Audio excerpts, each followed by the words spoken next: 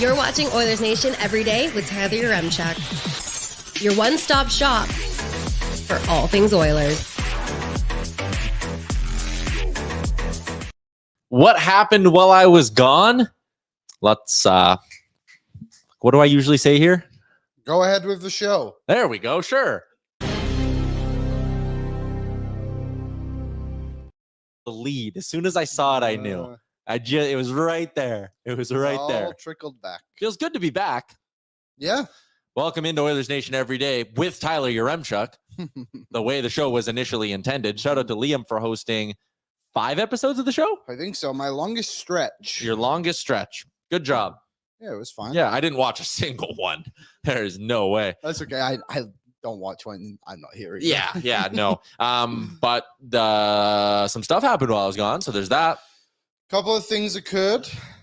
You want to talk about them? Yeah, we probably should. Welcome in the show live from the Sports Closet studio. Check them out online, sportscloset.ca. We got a Sherwood 4 Giant question we'll get into in a little bit. We'll go around the league, the YouTube chat. I missed you guys.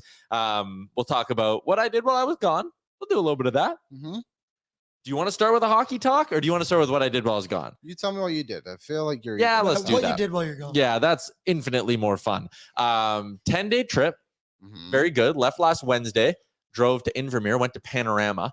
If anyone's in Panorama, I left my Bluetooth speaker there. So if you could swing by and pick that up from guest services, that would be appreciated. Would save me. They're like, oh, we'll ship it back to you. I bought myself. It was a treat when I went on vacation. It's like a $100 Bluetooth speaker. Okay. That it's magnetic, so you can clip it to your golf cart. Yep. And then when I was in the hotel room, I was clipping it to the fireplace so we could listen to music. And I left it clipped to the fireplace. Anyways, they want $65 to ship it back. And I'm like, it's $100. $65. $65 to ship this thing back to me. Buy a new one. I know. That's what I want to do, but I'm being told to save the money and just get the old one shipped back to me. But if anyone's in Panorama, let me know. Anyways, went there, golfed a couple times, golfed on the way there as well. I did 6 rounds in 10 days. I did this little course called Brewster's in Canmore. If you're ever looking for a cheap mountain course, that is one. It's actually pretty solid. Okay. I played Grey Wolf, played Copper Point in Invermere. Then we drove down to Idaho, and I played this course called Circling Raven. Hosted an LPGA event last year, the year before that, There's or something. What's it called? LGPA? LPGA, not LGPA. In Calgary this past weekend. There was. That is correct. So the course was super hard. It was really nice, though. And then we drove up to Kelowna. Played a little course. It's called Shannon Lake out there. It's nothing crazy, but spent some time relaxing. Went on Lake Okanagan. Jumped off a cliff. That's crazy. I would never. We did like a guided pontoon boat. Not guided, but like we didn't have a boat. So we rented a guy who has a boat. Rented his boat and he drove us around. And he was like, oh, do you guys want to jump off some cliffs? And I'd had, 1 or 2 beverages in me. Nothing crazy. And I was like, yeah, I would jump off a cliff. Yeah. And he was like, well, I got like a 6-foot little jump.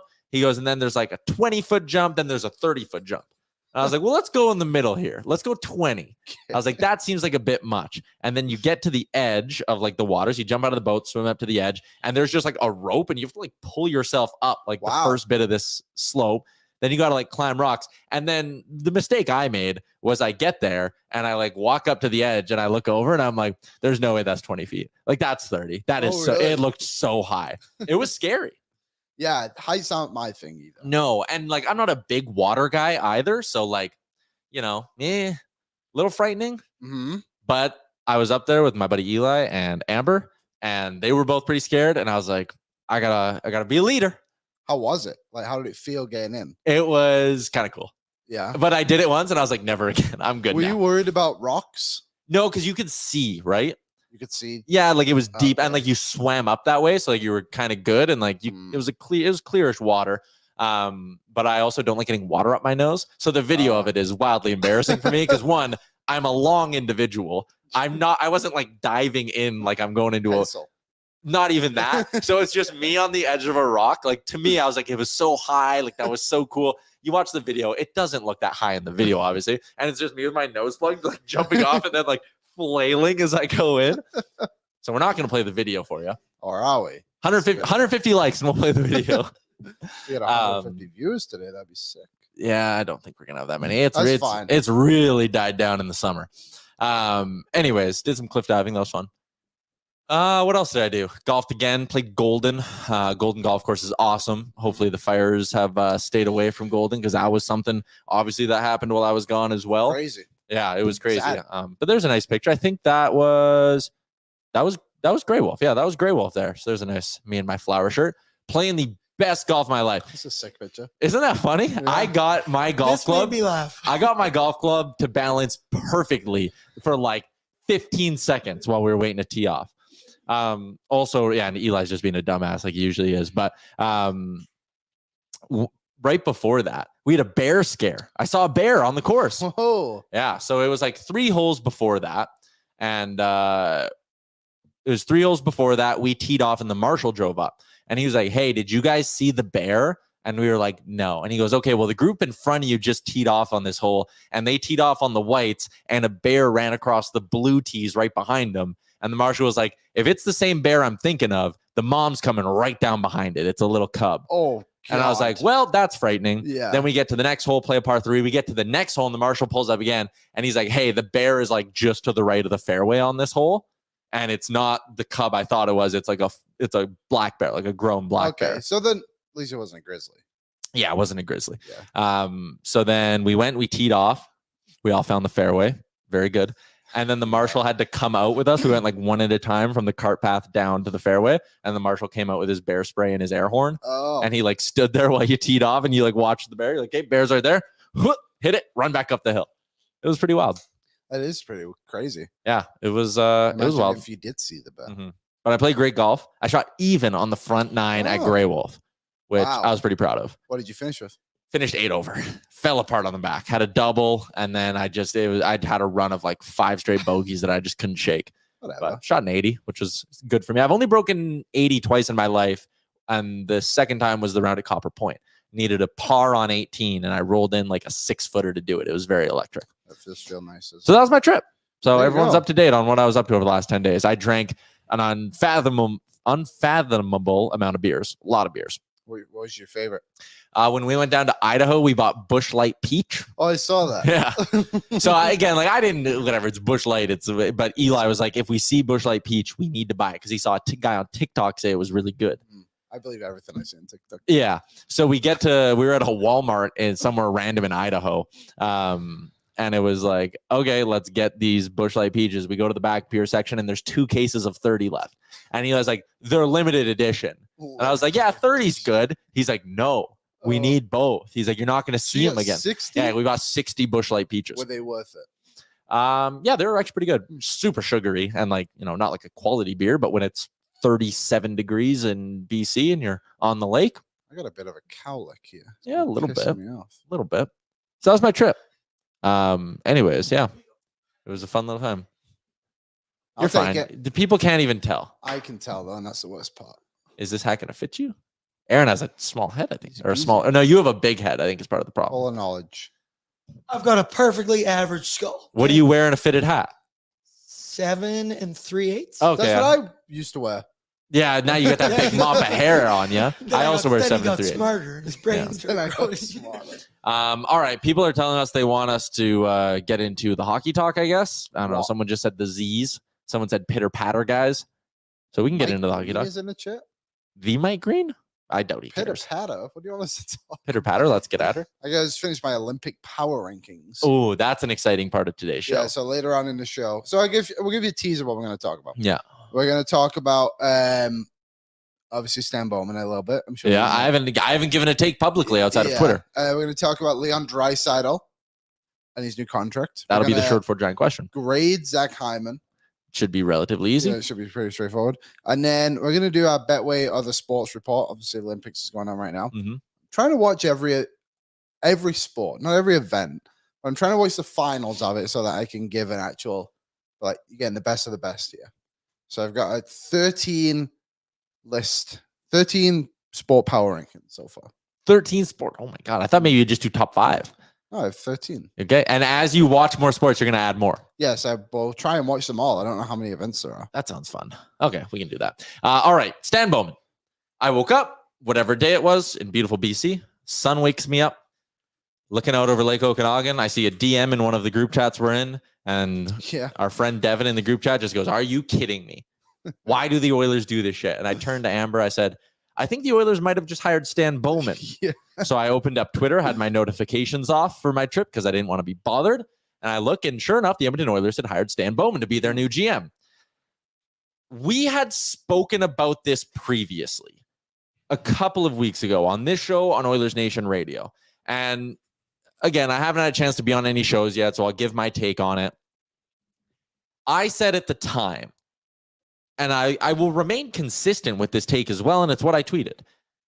Does Stan Bowman deserve to never work in hockey again? No. And I do think, and especially after talking to some people, and I listened to Frank today on the DFO Rundown as well, and I had had conversations with people behind the scenes about Bowman before, that the Kyle Beach situation, he wears the brunt of it because of the position he held. And rightfully so. You were the general manager. You were in hockey ops. That ultimately happened under your watch. Mm-hmm. There is also a side of it where Stan Bowman was let down by people above him, namely John McDonough, who had said, like, I have it handled. Like, the first time Stan Bowman ever heard about actually what happened to Kyle Beach, he had heard there was an incident with Brad Aldrich and Kyle Beach, and that's it. And John McDonough and the higher-ups in Chicago said they were handling it. They obviously didn't. Yeah. First time he heard about it was in the Jenner and Block report. The when? Sorry? The Jenner and Block report that came out. The big thing, the first like kind of investigation into it all that unearthed it and the public saw it. That's when Stan Bowman heard what had happened in the minutia of all of it and the true events. Okay. Before that, he just knew there was an incident, right? Did it? I didn't know this.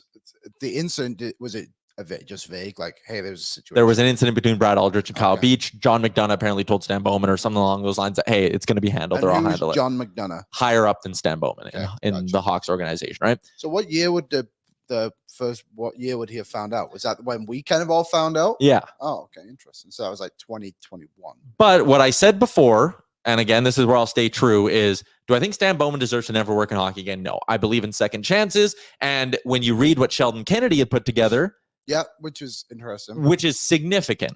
Yes. It's significant. I read that and I thought, okay, this is a guy who, and you can't say this, and Sheldon Kennedy kind of, I think, hints at it in his piece as well, if you read it. Other people in that Hawks organization did not do what Stan Bowman did. They didn't go out and make things. They didn't go put in the work. Yeah. They didn't go work with Sheldon Kennedy. And it wasn't Sheldon Kennedy reaching out to Stan Bowman saying, hey, do you want to do this? It was the other way around, right? Like, I think Stan Bowman is remorseful. I think he's regretful that he didn't dig into it more. Like, we heard him speak. So again, to repeat the line, do I think he deserves a second chance? Yes, he does. Do I think he deserves to jump right back in to one of the most sought after general manager positions and that big of a position of power? No. I think there could have been a little bit more legwork done here where he comes in as an advisor, as an assistant GM. He comes in some way, hey BM, he comes in some way, works in an organization, and builds up a little bit more trust here. Shows that, hey, I'm willing to put in the work still, even when I'm employed. I'm not just doing it to get a job back, and all of those things. I don't like a guy just getting to jump right back into a big job like that. Agree? I don't know, because I don't know what other job could he have taken? You know, I just think if you're Stan Bowman, and why would he want to downgrade on what position he's going into?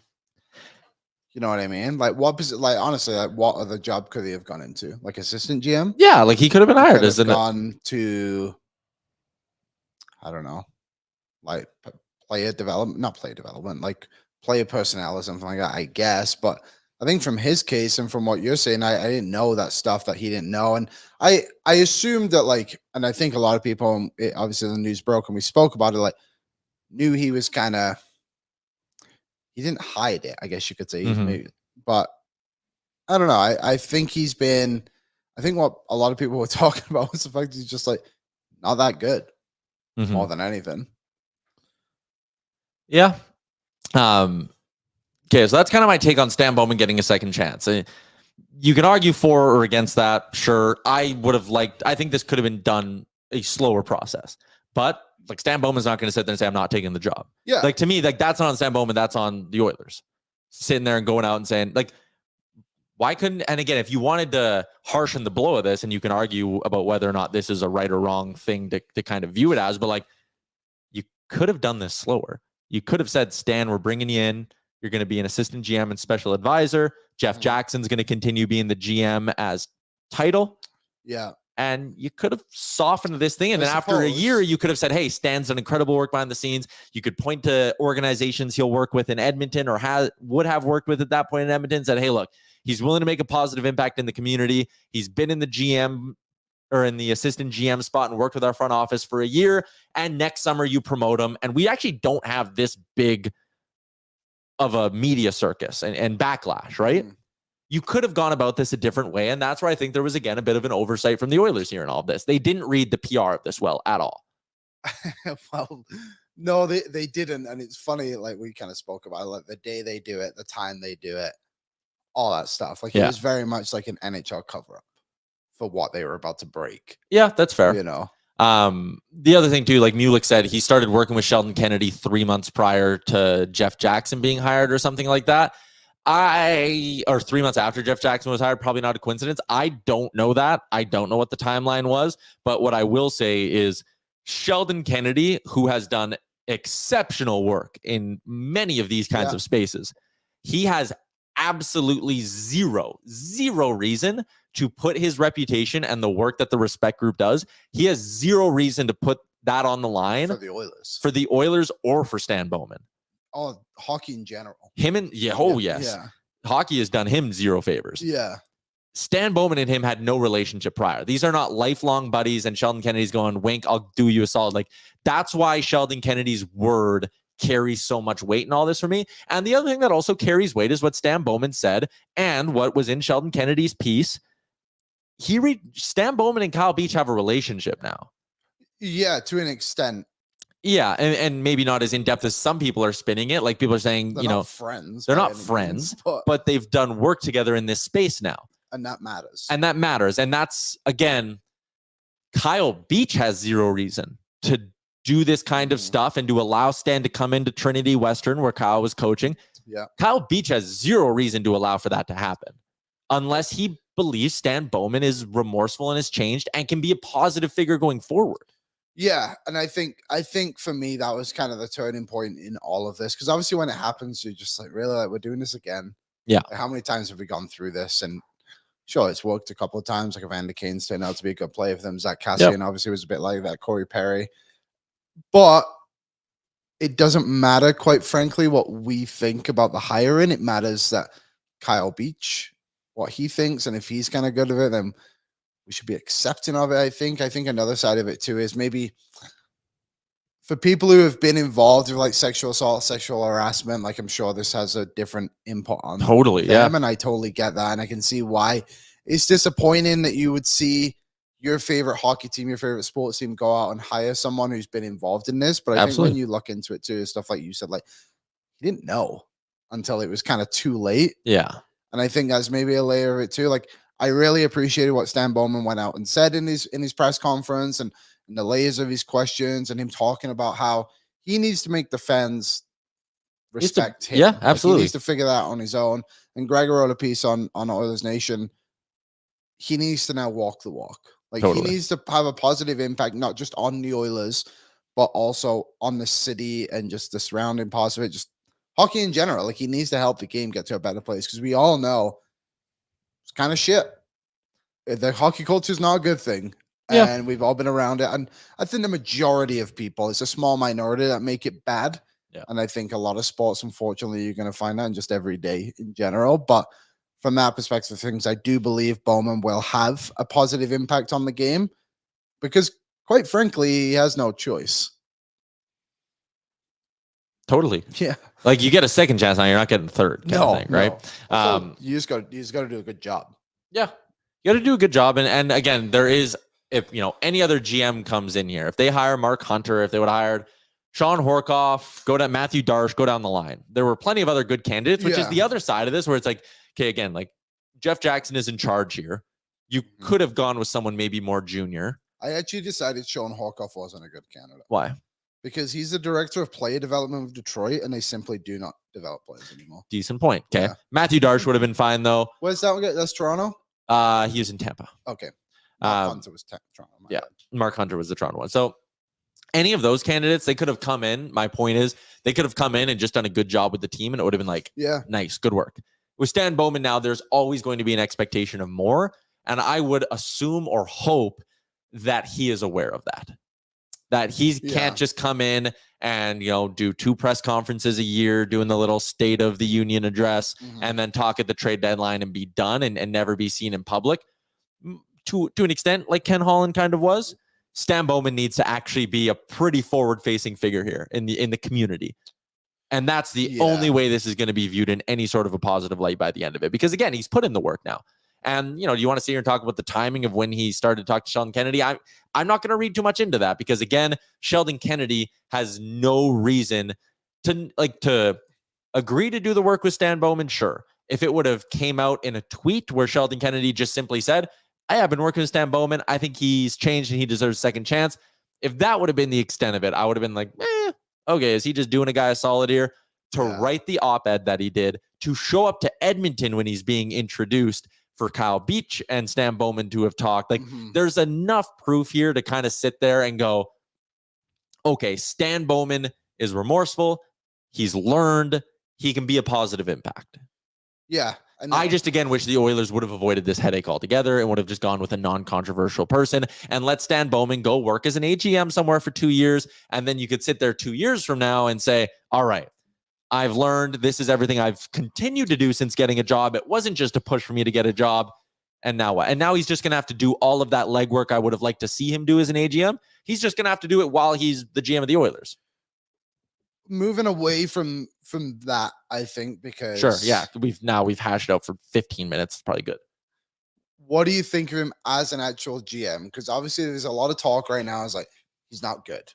But... for me, I don't disagree with that idea. I think there's a lot of moves that aren't good. And unfortunately, I think those moves kind of outshine the positives he's had from the hockey. Yeah. He did win 3 Stanley Cups. And people say, he's like, he stumbled into the job in Chicago. He was the assistant general manager. He wasn't just some random guy. Yeah. Like, he did help build it. Dave Talon-Shaw was kind of the spearhead of everything. And he came into a team with a young Taves and Kane. But you don't just win 3 Stanley Cups by just being there, or do you? So like the 2010 Cup, that one's probably not his. Yeah, and I mean, again, like you said, he was the AGM and things like that. The 2010 one, I think you could say that about, but he had been the GM by that point for 3 years in 2013, and then 5 or 6 years by the time they went in 2015. Like, his fingerprints are on there. Yeah, and his early tenure, like, it's tough because he had to get all those guys signed, right? Like, it got to the point, Dale Talon gets the credit for drafting and bringing up that core through its system. And then Stan Bowman, yes, he got to reap the benefits. Did he make some awful, awful trades? Yes. Yeah. Very much so. Oh, clearly overthought a few things. And here's a whole bunch of them. Where'd you get this from, Aaron? Digging on the internet the last week or himself. two. Yeah. No. So this is a list of his deals. You go back. I'm trying to, where's the start? The start is up at the top, the Versteeg deal. Yeah, because he acquired Bufflin. Oh, no. He traded away Bufflin. So he traded Versteeg, traded Bufflin, Eager, Sopel, Alou, got Reisner, Crowd, Moran, a first and a second. The first ended up becoming Kevin Hayes. So, like, he did go to that pick. Second ended up becoming Justin Hall. Ends up being an everyday NHL player at one point. Granted, not with that organization. But, like, there's a lot here. You can go through on NHL Trade Tracker all the trades that he made as GM, and you can find some bad ones. And I'll be totally honest with you. You can't find a lot of great ones. And that's where my problem is. I don't think he is a great trading GM. He also signed some terrible contracts. He also didn't draft all that well. Like, there's enough dings here where you go like, where's his strength is my question. And that's what I want to know. So, like, some of the trades he made that were good, like he dumped Cam Barker and ended up getting Nick Leddy for him. That was a really good trade. That one's great. That was like his third deal when he took over as GM. Before you go any further, I just want to, what do you think his last good trade was? Because I think it's clear as day what his last good trade was. Oh, was it Kajula for Manning? Duncan Keith to Edmonton. Oh, Duncan Keith Edmonton. Yeah, sure. Probably. Probably was. Like at the end of his tenure. And again, this is where like this isn't a black and white thing of just being like he is a bad GM or he is a good GM because he has the rings. The deals at the end were done while he was trying desperately to hold on to this dream of the Hawks being competitive. It's much like, gulp, because you're not going to like this comparison, it's much like Ken Holland at the end in Detroit. He was doing everything he could and constantly dealing from a position of weakness, punching up, trying to keep that playoff streak alive. I thought this exact same thing of just like this, the expectation of winning. And I'm sure the message from above when Bowman was in Chicago, probably Detroit too, with Holland and many other GMs who have been in that situation, whatever it takes, it doesn't matter. Our future does not matter. So when you go out and get a guy like Seth Jones for 2 first-round picks and a second, and you trade Adam Boquist, nobody in that organization cares. The city's like, awesome. We just got Seth Jones. Yeah. We now have Seth Jones with Kane and Taves. You still have some good years left ahead of them. And then Falls it doesn't apart. work out. Yeah. And it sucks and it makes him look stupid. But in the moment, that's kind of the message that you're getting. It's like the future does not matter. We want the best players on this team right now to try and win. But when you have Calvin DeHaan as your like second best defenseman, it quite frankly doesn't matter. Yeah. So the last few trades he made, to be fair to him, I actually don't hate like getting Fleury for nothing. Fleury won the Vezina. They got him for nothing. Yeah. Good way to weaponize your cap space. Okay. He picks up Tyler Johnson and a second-round pick to dump Seabrook's money. I think they gained like $2 million on the cap on that one. Yeah. About that. But again, you got Tyler Johnson, who ended up being, I mean, granted they were rebuilding, but he had some nice years, and you got a second in the deal. Yeah. The Seth Jones deal sucked. I'm not going to, there's no way around that. It sucks now, but I think, again, yeah. in the moment, And another thing to view now is like Adam Boquist didn't work out. He was the top tier prospect there. He did not work. So Boquist didn't work. Jones didn't work. They swapped first. There was a first and a second. It was a bad deal, though. The extension was terrible. The Duncan Keith deal did a good job getting out from that money because that allowed them to go add Fleury and Johnson. And Keith obviously wanted out at the time. So there's that as well. The Brandon Saad fiasco is quite honestly one that scares me. But I think on that case, too, I think I was more his players. But I don't want that. But I don't think Jeff Jackson is allowing that. I hope not. Because just the way, because he said in his thing again, I did not talk to the players about making this decision, which I think is kind of a bit of a white lie. I think he spoke to them, but I don't think they had the impact of being like, we want Bowman. It was just like, hey, I think I'm going to do this. What do you think? But anyway. If he went out, and again, so he traded Saad and he ends up picking up Zadorov. I don't think that's a great deal. That was the final Saad deal. The second Saad deal was the one where that's where he trades Saad for, or trades Panarin for Saad. Yeah. Terrible. Again, like Artemi Panarin goes on to be a star, and you got Brandon Saad because you think your core guys like him more than Panarin. I know minutia. Panarin had to get paid eventually, blah, blah, blah, blah, blah. He ends up leaving Columbus as a UFA, but still, that was a bad deal. Yeah. You needed to get more / whatever. So again, he fumbled a handful of Saad deals, which I don't love because it shows at times he can value loyalty over effectiveness. He lets loyalty cloud his vision a bit. I think is a fair way to look at Stan Bowman's time in Chicago. Yeah, and there's something I was talking about with the contracts and stuff that he's re-signed. And I believe the rumor is, I don't know if it's official, but his deal is 4 years. Okay. The Oilers, besides from Drysdale, don't need to re-sign like the middle guys, like your Hyman, your Nuge, kind of nurse, I guess we'll put him in there. Bouchard obviously is just going to get a big contract, whoever the general manager is. But there isn't a lot he can mess up in that department of contracts. Yeah. Right? You know what I mean? Where like it's kind of coming through. Yeah, knock on wood. It's coming through with like Marcus Crew, guys like that. Like they re-sign. It's like, God, I hope not. But also, if you re-sign Stuart Skinner to $6 million like he did for Corey Crawford, that'll be fine. Yeah. Yep. So we'll see. Like, I'm optimistic because again, he did win 3 Stanley Cups. I think a lot of these deals are hindsight in a way, but I hope he doesn't. What's the word I'm looking? Kind of jump the gun on things, like signing Brian Bickle. going getting Dale Weiss, who had a good run with Montreal, and trading Philip Deneau for it. Like, he needs to be smarter than that. Needs to be smarter than that. And again, maybe we talked about the away from hockey issues and the Kyle Beach situation and everything he wasn't responsible for in all of that. He needs to learn from that. And I'm also hoping that 2 years away from the game and him being as much of a hockey obsessed guy as he is in his day-to-day life, hopefully he learns some lessons. Hopefully he looks at his NHL trade tracker and goes like, ooh, yeah, no, that wasn't smart signing Brian Bickle. Ooh, yeah, probably didn't need to give up on Philip Deneau, and I did. Like, there's a chance he's learned those lessons as well. And a lot of people were laughing with the Teuvo Teravainen deal. Like, he got a second and a third for Teravainen and Bickle. He was doing everything he could to get rid of Bickle. That was the whole point there. Yeah. He had to attach Teravainen to get rid of him, right? Yeah, it was. He didn't want to trade Teravainen, but also just looking at the Philip Deneau thing, just from when it happened, February 2016. Deneau had 5 points in 30 games for the Blackhawks that season. It wasn't being used. Dale Weiss had 14 goals on the year already coming into the deadline. Like, at the time, it looks crazy, but you're also looking at a guy who is a bit of a power forward, still was like in his mid-20s at the time. Yeah, like, you thought you were going to get a couple of years out of him.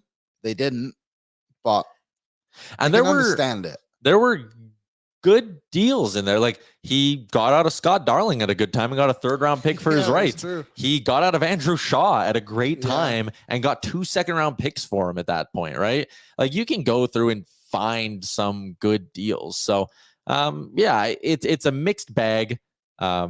I liked that deal he made at the deadline, getting Andrew Ladd as well in 2016. Gave up Marco Dano a first and a conditional third. Got Andrew Ladd from the Winnipeg Jets at a time when Andrew Ladd was still, a good player. Chicago, he won 2 cups with Chicago. Yeah, right? he did, and then they brought him back. Then he left, and they brought him back. Yeah, because they brought him back. He only won 1 cup. The 2013. 2010. Yeah, then he left because they couldn't pay him. That's right. Came back in 2016 after they had won in 2015. Yeah, they got eliminated in the first round, but the deal was good. Yeah, 2 Stanley Cups, though, 1 in 2006. Oh, here's the third Brendan Saad deal I was thinking of. Saad, 2 prospects for Marco Dano, Artem Anisimov, Corey Trop, Jeremy Moran, and a 4th-round pick. He actually won that Saad deal. That Saad deal he won. So he was 1 for 3 on Brandon Saad deals. The Andrew Ladd trade tree is alive and well, by the way. Really? JJ Mosa is part of the Brandon Saad. He's still kicking. Tree. He's in Tampa now. And now he's in Tampa Bay. Yeah. Okay. Should we move on from the Stan Bowman talk? Yeah. I'm happy I got to say my piece on it. I know someone in the chat said they were waiting for my comment on it. So there you go. There's my take. I am more optimistic I was than the morning they did it. I still wish they wouldn't have done it. Yeah. But I think you can look at Stan Bowman as a guy who's going to learn from his mistakes, both as a GM and as someone leading an organization. There you go. There you go. All right. Okay, let's move on. Some comments over in the Greta Bar YouTube chat. I went to Greta the other day. I did a little downtown tour, if you know what I'm saying. Oh. Went for pizza at one spot downtown. Walked, did Taste of Edmonton a little bit. Walked to Greta, played some games, had some beers. It's a great time. Arcade bar, street food, Greta, downtown, patio, electric this time of year. Wow. All right, here's what you're saying in the YouTube chat. Sergeant Battle. I mean, you know what they say. All PR is good PR. Totally. I think 20 years ago that was true. In the existence of social media, no. Daryl Sutter. Oh, no, I don't want to read that one yet. Riley, man, it just feels like Bowman failed to continue the viability of Chicago after signing Kane and Taves big extensions, which is the kind of moment we find ourselves in now. Yes. The flip side of that, though, would be another comment that we had from earlier, and I totally lost it, but it was, you're telling me Bowman took over a team on the cusp of winning the Stanley Cup and turned them into a Stanley Cup winner. They won 3 times. Where they won 3 times. Hey, if Stan Bowman can get the Oilers to 3 Stanley Cups, there you go. Yeah, hold the phone. Are we concerned with Bowman being handed a Stanley Cup contender with a track record of being handed a Stanley Cup contender? If the Oilers win 3 Stanley Cups in the next 6 years, and again, like everything I say about Bowman, I want to be very clear, is with the line of he needs to continue to prove that he's going to make good for the blunders he made with the Kyle Beach situation. Like that is clear. Okay. Hockey-wise, if Stan Bowman wins 3 Stanley Cups in the next 6 years for the Edmonton Oilers, I will take another decade of darkness. Sign me up. I will watch dog shit hockey until I'm 40 if I get 3 Stanley Cups in the next 6 years. Yeah, I mean, you can't really be too upset about it, can you? We will do this show and we'll be throwing draft lottery parties again, but there'll be like banners hung up probably in our studios, wherever we do the show from then. The show will probably be all AI from that point, actually. But anyways, point is, they'll have 3 Stanley Cups. Might already be. Some portions. What does that mean? I'll never tell. Let's get to today's Sherwood Ford Giant question, brought to you our friends at Sherwood Ford the Giant and their fantastic mobile service department. Their fantastic service department in general. I haven't done an ad read in 10 days. Cut me some slack. Countless bays to get you back on the road. The mobile service van, which comes to you, or their valet service, which gets you to where you need to go while your vehicle is being serviced. Shout out to Sherwood Ford the Giant. Today's Sherwood Ford Giant question was written by AI. But Daryl Sutter was in and said, if Bowman signs Drysdale, this all goes away. I'm going to disagree with that because I think signing Leon Draisaitl is the easiest thing Stan Bowman's going to do as the Oilers GM. I think that deal is cut and dry. And the Sherwood Ford Giant question is, with everything you've heard this weekend, when do you expect the Leon Draisaitl extension to come down? My answer is any day. It's happening. I'm going to say training camp. You think it'll be closer to training camp? I think they'll announce it right around. Do you think so? I think they'll get it done, and I think it'll be fine. But I think they'll do it as like a lead up to like, the season, kind of kick it off in a positive way, and then he'll be like, "Come on, bust again." So the only way, first off, it's getting done. We've been hearing report after report after report. I think it's trending towards being like a poorly kept secret that it's an 8-year, $13.5 to $13.8 million extension. Yeah. And let me also add this. You want good PR? It worked the first time with Connor. You do it again. Remember, it was McDavid's 12.8. McDavid wanted to leave $300,000 on the table. It's 12.5. And everyone was like, wow, what a winner. This hero. kid, he wants a cup in Edmonton. Wow. Connor, put the good thing he's got the C, right? They'll do it again. We'll hear reports. I think this is my prediction, official Leon Draisaitl prediction. We'll continue to hear reports over the next 2 weeks okay, yeah, it's 8 years. Okay, it's definitely 8 years. Okay, it's 13.5 to 13.8. Different reports will say different stuff, and then it'll come in at like 13.25. And it'll be like, all right, Draisaitl wanted to leave money on the table. Another thing that I believe is happening right now, and you can read some stuff about this, we're starting to random people who usually are not that plugged in are going 5-year deal. Could it be a 5-year deal? No. That is being floated out. So when it's 8, you can sit there and spin the narrative of he wants to win in Edmonton. He could have taken 5. Matthews took 5. He did. But Draisaitl won't. 8 years. Like it's going to, Matthews wants money, not championships. Exactly. So I think we're going to be fed a whole bunch of different reports over the next couple of weeks here. I think that's kind of, being in the middle of summer, there's nothing else to talk about. Oh, I got one here. This is the one that's going around everywhere. Yeah, I mean, I don't care what these guys have to say. Anyways, 8 by 13, 8 by 13.2, 8 by 13.4. I think it's going to come in somewhere in that range. And yeah, like to me, reporting this, like, yes, again, a random Oilers fan on the street knows that the Oilers and Draisaitl are talking about an extension. It could be a 4-year deal. No, it's not. Jesus Christ, Leon Draisaitl's not signing a 4-year deal. Like, this is like saying I'm hearing reports the sun is coming up on August 15th.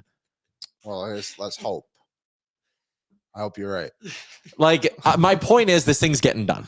Yeah. And it'll be 8 years. I think it'll be 8 years too. I mean, I think it's become very clear that these guys want to stay here for long term. Like Nuge obviously signed his long-term deal. Hyman got a long-term deal. I just think Drysdale and McDavid are going to continue that trend and be perfectly fine winning here one day with Stan Bowman. 3 cups, decade of darkness after. We're going to be drafting McDavid's son. We're going to have like a Bronny and LeBron situation. Well, McDavid's son's not going to be good enough, but he's going to be in like McDavid's not on the kid thing quick enough. McDavid won't play for another 18. He's not going to play through his... Damn it, he doesn't have a child. Who has a kid? Nuge? But he's also no. We don't have anyone. None of these guys got after it quick enough. No. Stu? No. He might be the only one that's close, though. He's only 24. No, LeBron would have had Bronny when he was like 21 or 22. No, but I mean, in comparison to the team, LeBron, Stu is the only one that's close. Yeah, maybe. I don't know how. No, Nurse. Someone said Nurse. I don't think his kid. I don't know. Not down with that stuff. Mhm. Don't monitor any players. I found out halfway through the year. Yeah, A child. Was there a royal wedding this weekend, right? there was. Yeah. Okay, let's wrap up the Drysdale stuff quickly. 8 by whatever, and you have no concerns about it, right? No, I think it'll be 8 by 13, and I think McDavid will be 14. That's kind of been my prediction all the time. Cool. But quite frankly, I don't care. I just want to see that 8 years next to it. And this is where I come out on or why I said like it's easy to do this Draisaitl deal. Like if Leon Draisaitl comes to you and says, I will only sign here if it's $15 million over 8 years. Yeah. You sign the contract. Like McDavid and Drysdale to an extent have blank checks. Yeah. McDavid more so. Like if Drysdale was like 20 mil or like whatever the max is, or I'm not signing it, then maybe you have a conversation. But like in all realistically, Drysdale has a blank check. If he wants 13.2, he gets it. If he goes, no, I want 14, he gets it. And there you go. You don't negotiate over that. I also wouldn't be the least bit surprised if McDavid and Draisaitl AAVs matched. No, me neither. Do you think he was a groomsman? He was. We know that. Do we know that? I actually have no idea. Yeah, I think we knew seen that only Mark earlier. Morris pictures. Derek Ryan. Well, okay, if we want to do a quick little royal wedding thing, not that it overly concerns me. No, I'm not too bothered. They did no phones at the wedding. They sold the rights to the wedding to a magazine. Oh, So there'll eventually be a magazine feature that takes you behind no Connor phones McDavid. at the wedding. No phone. That's why you didn't see any content. Oh, I didn't really realize. I know you didn't search it out. You knew I didn't. Yeah. But there was no content because they sold it to a magazine and they wanted their privacy. They didn't want, Hey, fair enough. Yeah, oh, totally. Loud Luxury was there. Yeah. Body Is that what they sing? Yeah. Well, I they had no DJ idea. it. I saw a few former Oilers there. There was a couple of phones that trickled in, it seemed like. Just from like the like getting ready. But once you went to the wedding. Cassian and Maroon were both there. Mhm. Warren Fogle went. Yeah, and he golfed with Broberg and Bouchard. So I wonder if he just invited the entire team. I would assume he invited the entire team. Yeah, from Anyone who was last on the team last year probably got invited. Yeah, which is fair enough. Yeah. Troy And then some of the Stecher? This looks like a bachelor party. to Oh, me, yeah. featuring Dry and Nurse. yeah, Nurse is in that there. makes sense. That's why Nurse has his deal. Also, Yeah. Maynard, I sold my wedding content to Mad Magazine. That would Uh, be What? nothing. Okay. Carry on. Okay. Good. I'm good. Good. can't Also, believe we did if that. you want to talk about Leon being in the wedding party, I'm pretty sure Leon's now fiance Celeste was one of Lauren's maid of Oh, and honors. they got engaged. Yeah. And someone put in the chat before Rodrigue got engaged. Olivia Rodrigue. And Jimmy James Hamblin Good for him. got engaged last week. Summer of engagements. Lauren McDavid now, I guess we'd have to call her that. Congratulations. Actually, who knows if she took his last name? Some I people would don't know. I would assume she did, but won't for the. My sister hyphenated hers. Wow, it's a long. It's a long name. long last name because, like, yeah, like who she married. My brother-in-law has like an 8-letter last name too. Yeah, that's a big one. Yeah, it's something. It's Seven. a doozy. Her license plate's got her driver's license. That does not all fit on a license plate. Driver's license has 2 lines. Anywho, there's a photo of Lauren McDavid sitting beside Leon's fiance. They were friends growing up. They Yeah, were they were friends actually before. Like they didn't meet Before because the of fame. They didn't meet because of Connor and Leon. Leon met Celeste because of Lauren and Connor. I don't care. Anyways, let's move on. It's 12:43. Player grades? Do you want to do player Let's grades? do that quickly and Okay. get to my list. Yeah, player grades for our friends at Sherwood Power Sports and Marine. Everything you need to get out in the water this summer. It's available at Sherwood Power Sports and Marine. You were there last week. How was it? How's it Yeah, hanging? we were both there. yeah. It was awesome. That place is packed now. There's so much stuff in there compared to when we went the first time. Like, it is up and running. It's a beautiful. I love looking. It's a at all beautiful the boats building. I can They ever led me and afford. was test drive, yeah. side by sides, bikes, quads. We took it out like in like the lots, like there's just Wow. grass and dirt Yeah. everywhere. Sick. Very fun. That sounds like a great time. Okay. Player grade. You're easing me back into things on my first day back from holidays. Yeah, I thought I had an easy one before you left with Ekholm. I mean, Zach Hyman is the easiest player grade in the world. He was one of 350 goal scorers in the NHL this year yeah, at 5.125 million or 5 point whatever million, 5.5 mil. I don't remember. Sure, whatever it is. Don't care. It's not enough. A+ in the regular season for Zach Hyman. I turned to you in our prep room. I said, what do we give Zach Hyman for the playoffs? And you said... He matched the most goals in the modern era. In the playoff run. In the playoff run, or the Salary Cup era. So pretty hard to not give him an A+ for that, considering he scored more than anyone scored in a single playoff run in the Cap era or modern era. Yeah. 16. What are the chances he's here past the trade deadline next year? 100% probably. Can't see them offloading Zach Hyman anytime soon, considering he scored 50 goals last year. Yeah, I mean, it's going to be difficult for him to match his, obviously, goal totals, but, I mean, he's playing with McDavid. The offense got better. Yeah. Is it actually going to be that hard? The more I think about it, like I think he'll get 45 at least. I think 45 is tough. 40, he'll get 40. 40 is a 45. safe bet.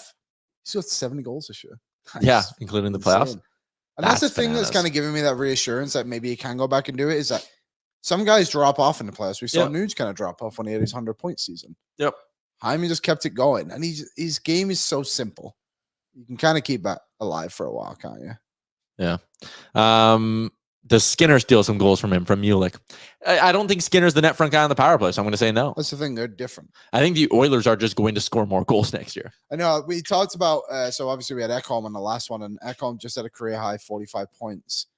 And we were like, does he do it again? It's like, with the amount of offense they're just going to have in general, I think he could get 50 points next year. Yeah. 5 extra points, obviously, not too much, but we've spoke about these older guys maybe trending in the other direction. I don't see how a guy like Ekholm, Hyman, who's 30 plus now as well. Like, I think they'll just keep going. Like, I don't think they're going to blow the roof off anything, but I think we can come to expect this kind of standard from them at least. Since the year 2000, there has only been one team in the NHL to average more than 4 goals per game in a season. One team? One team has averaged more than 4 goals a game since the year 2000. Tampa Bay. No, it was the 21-22 Florida Panthers, who averaged 4.11. Second on the list is the 2022-23 Edmonton Oilers, who are up at 3.96. That would have been Woodcroft and The year every forward scored 10 plus goals. Yeah. Besides, I think the Oilers are above 4 next year. They'll be the second team this decade or this century to score north of 4 goals per game. Yeah. And I honestly think that's a pretty safe bet. If you gave me that at -110, I would take it. I would imagine the books will give it to you at a better odds, but I would take it at -110. Yeah, I think -110. Yeah. Good? Yeah, I'm sweet. Should we move on? Let's move on. I want to tell people about the Oilers Nation Open coming up. Already coming up at the end of or beginning of July. Oh my God, Tyler. We're going out to the Millwoods Golf Course for the Oilers Nation Open, and you can get in by heading to nationgear.ca. Get your tickets now. Plenty of different ways you can sign up. You can come in as a foursome, $1,200, gets you in, gets you your swag bag, gets you to golf, gets you in on the prizes. Nice. It is a great time. You get a meal afterwards as well. Also, you can sign up as a single. We're doing mosaic teams. You sign up as a single, sign up as 2, because I know Mainlander Tim and his son are coming up. Yep, they are. And they're golfing with Ryan Spotkowski. I was going to say, I knew they have a third. And I think they're looking for a 4th still. Yeah, Tim put it in our chat on Friday that they needed a 4th. They need a 4th. So if you're a single, you can sign up, pay the $300 to be the single golfer, and then I think you just email us, or email whoever and be like, I'm golfing with Mainlander Tim and Ryan S. So there you go. Anyways, mosaic teams are great. It's all at nationgear.ca. It's all happening at Millwoods Golf Course. Private club conditions for under $100. It is legit a hidden gem in Edmonton. Not enough people are golfing at the Millwoods Golf Course, and it's a good spot. Amazing. The range is really fun too. Like, it is a very, very fun course. So giddy up on that front. Also at Nation Gear, we are doing our To Jasper with Love shirt as well right now. Great job by our design team getting this up. There's also a link on there if you just want to donate as well, but you can get the shirt. It's $40. Proceeds all going to support our friends in Jasper. The Jasper Community Team Society has created a Jasper Fire Relief Caring Community Fund that will help the community members through a bunch of different things within the municipality. So head to nationgear.ca if you want to get in on that. Since you started these ad reads, Canada just won a gold, and Martin Netchus signed for 2 years, 6.5. Oh, yeah. So you want me to do more ad reads. Hey, let's go around the NHL for our friends over at, Spring Financial. Liam, unexpected expenses can pop up anywhere, which is why our friends at Spring Financial are here for you. They offer online personal loans from $500 up to $35,000 with no stress and no branch visits ever. Apply in 3 minutes at springfinancial.ca/ONE. That's springfinancial.ca/ONE. Martin H is 2 years, 6.5. million. So they avoid arbitration. A guy who was right up at the top of Frank Saravalli's list, a guy who had asked out of Carolina and wanted a new start somewhere, a guy who, according to Frank, was this close to becoming a Buffalo Sabre. And was also apparently close to becoming a Columbus Blue Jacket, I believe. He's staying in Carolina on a 2-year, $6.5 million deal. Daryl Sutter says, "What a steal! This is a great contract for Carolina to sign." For Natchez, I still think he'll probably want out, whether it's next off season or maybe even at the deadline, whatever ends up happening. Winnipeg was the other spot. Frank said he believes there was an offer of Rutger McGroarty, Cole Perfetti, and a prospect for Natchez. And Natchez, Frank's not sure why it fell apart. It might have been Natchez not willing to sign in Carolina. It might have been something else. So there's that. Winnipeg should probably be happy that one didn't work out for them. The two best forward prospects. Yeah, that would have been a bit. But Natchez is good, man. If you could get him for 2 years, 6.5, that's a good deal. But what is he? I don't know. 60-point guy? He's got a point per game season under his belt now. I think he's an 80-point guy. How old is he? 25. I like Natchez. I like him too. Yeah, I mean, he's a good player. At the end of the day, that is a good contract for what it's worth, for what he has been playing at for Carolina. Kind of makes up for the other crap deal they have in Jesper Kotkaniemi. Yeah, Jesper Kotkaniemi. Yeah, he stinks. So, yeah, good. Makes him the third highest paid player on the team. Brock Faber, 8-year deal in Minnesota, $65 million. It works out to an $8.5 million AAV. This guy will be maybe not a Norris Trophy winner, but a Norris Trophy nominee multiple times in this contract. It's a good deal. And he's a Minnesota native, and I think he'll be their next captain. Like, he's everything to them. Who is that captain? Spurgeon. Still, that kind of makes sense. Natural transition. I mean, now they've got him signed up. Yep. Matt Boldy. Yep. You got kind of your future on the front and back signed up already. I think it's a good deal. I mean, all right. He was close to being Bedard this year for the Boulder. There's some other stuff I want to talk about around the NHL, but we're running out of time today, so I'll save it. I got like a Woodcroft conversation, a Columbus conversation, a Philly conversation. We'll do that on Wednesday's show. We'll continue with Around the League then, maybe dedicate some more time. Today, I wanted to do the Bowman thing because I hadn't had a chance to. We wanted to do the Drysdale thing because there were some reports over the weekend. So, yeah, there you go. Betway Other Sports Report brought to you by our friends over at Betway, Liam, where you can get a free bet worth up to $200 today by heading over to Betway. Simply place a bet with no minimum amount required, and if your bet loses, you can get a free bet worth up to $200 to continue wagering on your favorite sports. Join the action. Sign up today by using the QR code on your screen. Somewhat breaking news-ish from an hour ago. Shane LaChance will be the new captain of Boston University, who's obviously an Oilers prospect. He becomes the first sophomore in the program's history to wear the C, which for BU is quite significant. So shout out to Colby Cohen and his boy Shane LaChance. Shout out Colby. Tell him to sign. Canada has a gold in swimming. Summer McIntosh. She is a phenom. She's 17. And she's 17, and this is her second Olympics. Yeah, that's a bit. That's bananas. A bit of a reality check, isn't it? Yeah. It's been amazing. Yeah, she's done really good. Canada's a really good swimming team. Maggie McNeil is another good one they have. Obviously, Penny Alexiak a couple of years ago. I think that was Rio where she kind of, was it Tokyo where she kind of came on board? It might have been Rio. You seem stunned. She won by a mile. She is Literally far ahead of everybody else. Not an actual mile. Yeah, so second gold for Canada. They also won a gold in judo. First one ever. Is this judo? No. That's all I know from Austin Powers. Karate. What's judo? Judo is more like grappling. Okay. Don't you'll hurt yourself. Yeah, they've done well, Canada, so far. I mean, it's a country that doesn't rack up a ton of medals. Like, they're always going to be kind of be top. You don't scare me. Top 10 in there, and to see them get more and more golds is very impressive. Shout out to our judo winners. We also have a silver and 2 bronzes. One of the bronzes in fencing. Yeah, first one ever for a Canadian, and the other silver is Summer McIntosh. What are you looking around for? Something I can do a fencing thing with you.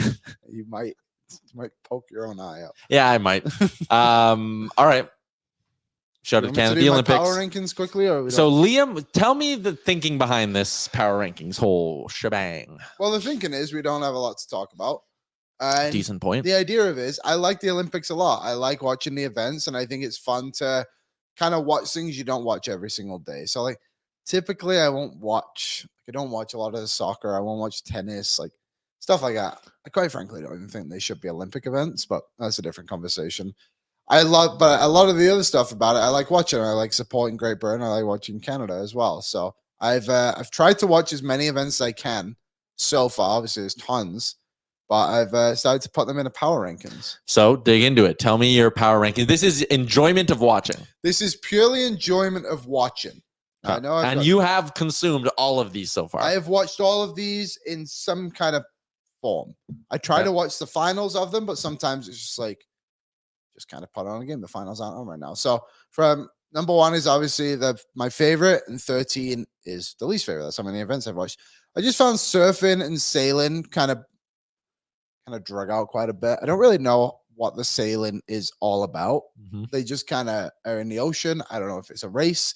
Couldn't finish. It was very boring.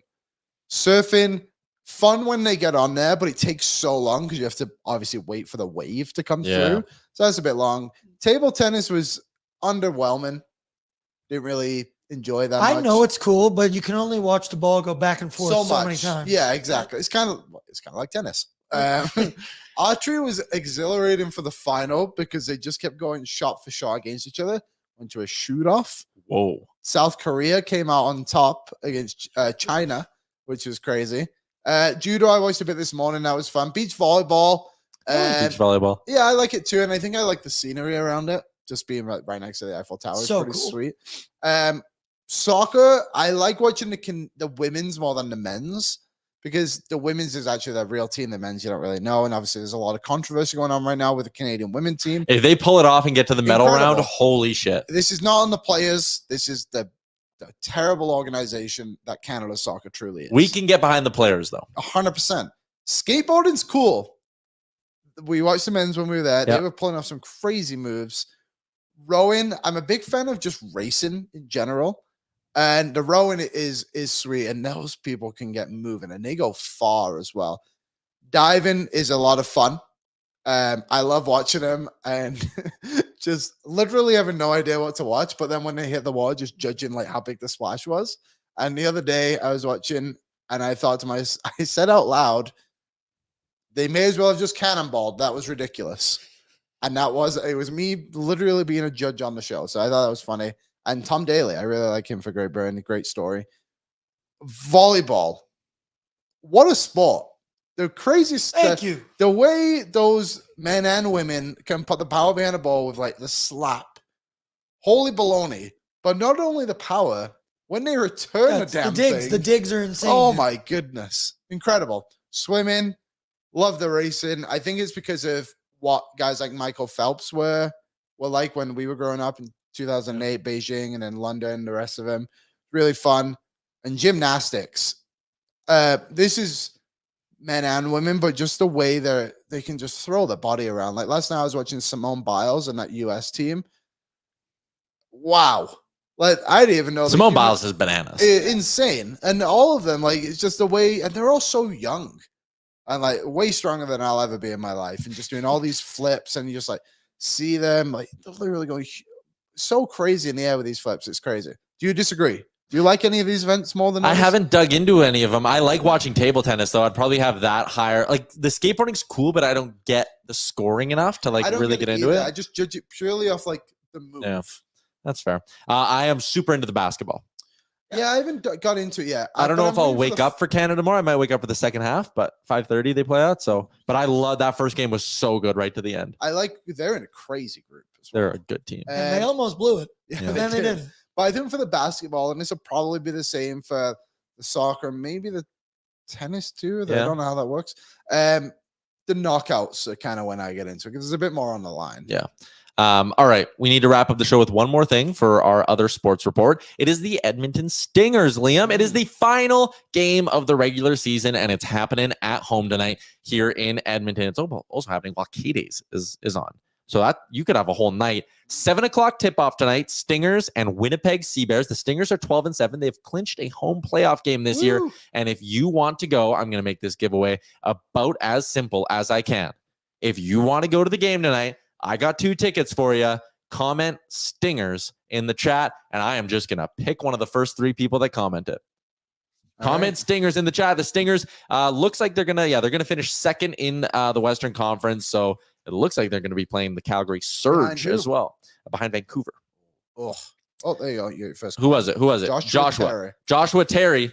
Stingers. You're going to the Stingers game tonight. Email me, Tyler@thenationnetwork.com, Tyler@thenationnetwork.com, and I will get you hooked up with 2 tickets to tonight's Stingers game. So giddy up on that front. Enjoy the game tonight. Also, K. Waddy got a couple of tickets for his nephew to go to the game tonight. So I'm waiting for his email there to send them over. So hit me up.